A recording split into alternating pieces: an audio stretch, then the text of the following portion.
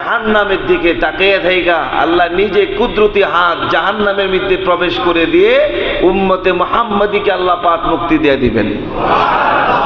এই জন্য নাজাত বলা হয়েছে, জাহান্নাম থেকে নাজাতের দিন। ভাইয়েরা আমার,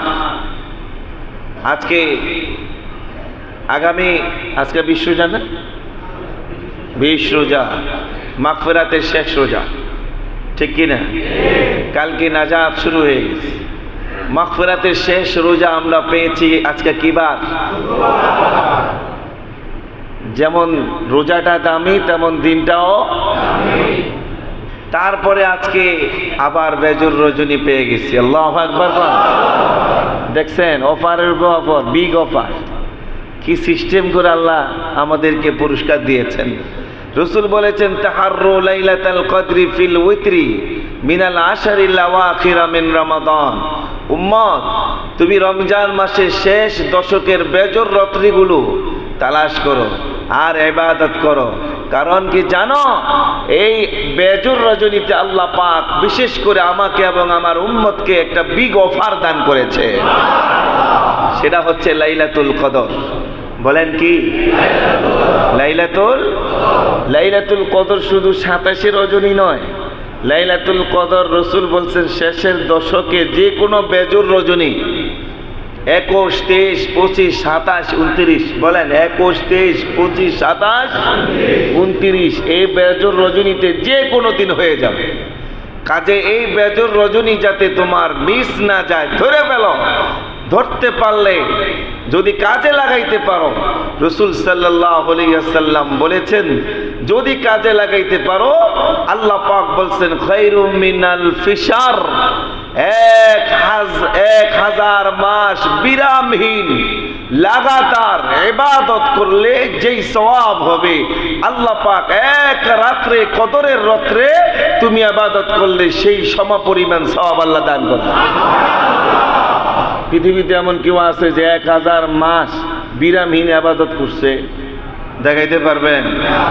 1 মাস, 1 সপ্তাহ, 1 দিন সে বিরামহীন ইবাদত করছে, খায় না, ঘুমায় না, বাথরুমও যায় নাই, 1 সেকেন্ডের জন্য ধরেন মনে করেন না, মুখ বন্ধ করে না, খালি জিকির করছে আর নামাজ পড়ছে, এমন কোন ব্যক্তি পাওয়া যাবে? দেখছেন আল্লাহ পাক কি বলেছেন। রাসূল সাহাবীদেরকে নিয়ে ওয়াজ করতেছে, সাহাবীরা জানো কি যে বনি ইসরাইলের এমন একজন ব্যক্তি ছিল, মুজাহিদ ছিল, যে 1000 মাস কোন ক্লান্তি ছাড়া, বিশ্রাম ছাড়া আল্লাহর রাস্তায় জিহাদ করেছে। এই সমপরিমাণ সওয়াব নিয়ে হাসরের মাঠে উঠবে। বনি ইসরাইলের এমন 1000 মাস সে ইবাদত করছে, 1000 বছর, 1000 বছর ইবাদত করছে। এতে কোনো ঘুমায় না, খায় না, বিশ্রাম করে না, কাউকে সময় দেয় না। এরকম ব্যক্তিও হাসরের মাঠে আমাদের সাথে উঠবে, এমন আমল, এমন ইবাদত নিয়ে উঠবে। কথা বুঝতে পারছেন? এই ওয়াজ যখন করছে, সাহাবীদের চোখ দিয়া পানি টলটলিয়া পড়া শুরু হয়েছে। রাসূল বললেন, তোমরা কাঁদো কেন? বললেন, ইয়া রাসূলুল্লাহ, কাঁদবো না তো কি করব? উনি 1000 বছর বিরামহীন জিহাদ করছেন, সওয়াব কামাই করছেন। আমরা তো 1000 বছর বাঁচি না, মাত্র 70-80 বছর।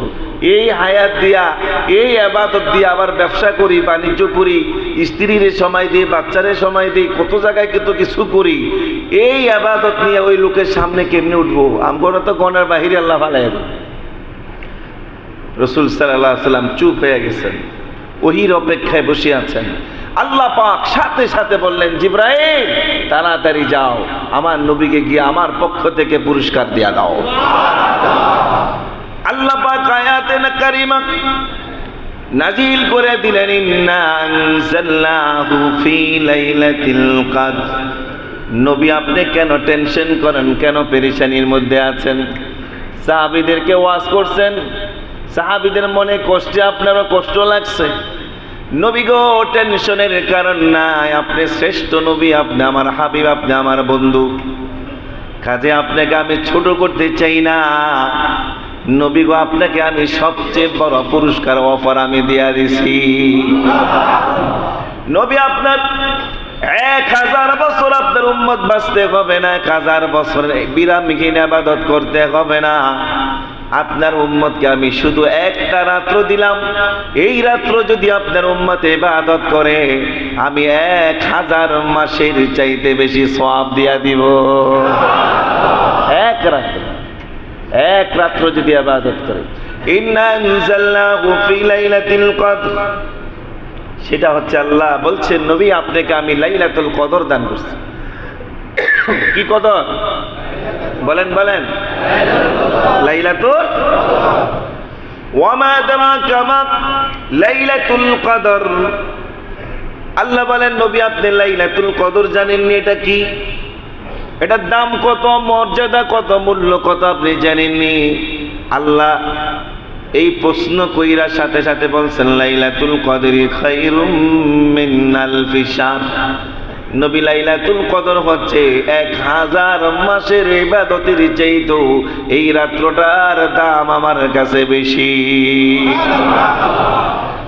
দ্বিতীয় হলো তানাজ্জালুল মালাইকাতু ওয়ার রূহু ফিহা বিইজনি রাব্বিহিম মিন কুল্লি আমর। এই রাতের মধ্যে স্বয়ং জিবরাইল আলাইহিস সালাতু ওয়াস সালাম তার বাহিনীদেরকে নিয়ে জমিনে নিয়ে চলে আসেন। ফেরেশতাদেরকে নিয়ে জিবরাইল, ফেরেশতাদের সর্দার নেতা জিবরাইল আলাইহিস সালাতু ওয়াস সালাম। ফেরেশতাদের নেতা কে? কথা বলেন। জিবরাইল আলাইহিস সালাতু ওয়াস সালাম। তানাজ্জালুল মালাইকাতু ওয়ার রূহু, ফেরেশতারা এবং জিবরাইল এই রাতের মধ্যে আল্লাহ পাকের অনুমতি নিয়া লাইলাতুল কদরের মধ্যে দুনিয়াতে চলে আসেন। মিন কুল্লি আমর, বিভিন্ন বিষয় নিয়ে চলে আসে। যেই ব্যক্তি লাইলাতুল কদরের মধ্যে দাঁড়ায়া দাঁড়ায়া নামাজ পড়বে, জিকির করবে, ইবাদত করবে, কোরআন তেলাওয়াত করবে, আল্লাহ পাকের গোলামি করবে, ওই ব্যক্তিকে সালামুন, ওই ব্যক্তিকে জিবরাইল সালাম দেয় এবং তার জন্য মাগফিরাতের দোয়া করে।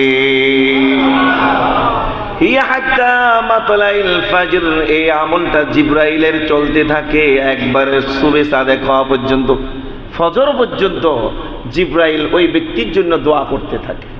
সুবহানাল্লাহ, আরো জোরে কর, আরো জোরে কর। আল্লাহু আকবার। দেখছেন এই যে হাদিস আল্লাহ রাসূল বলেন ইযা কানা লাইলাতুল কদরি নাযালা জিবরাইলু ফি কাবকাবাতিন মিনাল মালাইকাতি ইউসাল্লুনা আলা কুল্লি কায়িমিন। কায়িমিন মানে যে দাঁড়ায় দাঁড়ায় নামাজ পড়তেছে, আও কায়িদিন যে বসে বসে নামাজ পড়তেছে, ইয়াজকুরুল্লাহ আযজা ওয়া জাল যে ব্যক্তি বসে বসে আল্লাহ পাকের জিকির করতেছে, এই আমলকারীদের জন্য জিবরাইল এবং ফেরেশতারা আল্লাহর দরবারে মাগফিরাতের জন্য দোয়া করে। কথা বুঝতে পারছেন? আজকে বেজর রজনী আছে কত? 21 জুন না বেজর?